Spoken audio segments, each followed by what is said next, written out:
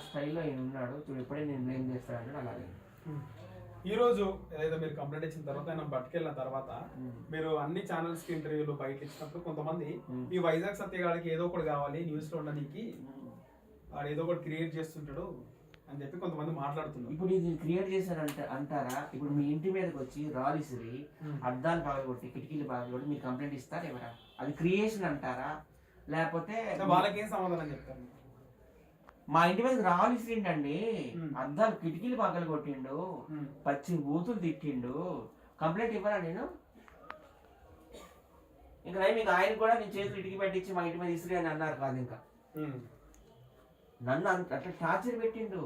వాడు కాల్ చేస్తా, చెయ్యి తీస్తా, వాడిని మర్డర్ చేస్తా అని విపరీతంగా వీడియోలు వదిలిండు కృష్ణకాంత్ పాక దగ్గర. అందుకు నేను కంప్లైంట్ ఇచ్చాను.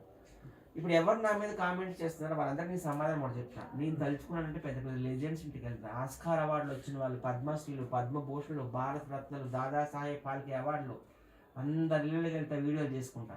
నాకు ఇలాంటి రోడ్డు మీద తిరిగేట వాళ్ళతో తిరగాల్సిన అవసరం లేదు, వీడియోలు చేసుకోవాల్సిన అవసరం లేదు. దిస్ ఈజ్ వైజాగ్ సత్య అనే యూట్యూబ్ ఛానల్ మీరు దిస్ ఈజ్ వైజాగ్ సత్య అనే ఇన్స్టాగ్రామ్ ఓపెన్ చేయండి. ఆ రోజుల్లో పెద్ద పెద్ద హీరోలు ఎన్టీఆర్, ఏఎన్ఆర్ పక్కన చేసిన హీరోయిన్లతో వీడియోలు చేశా.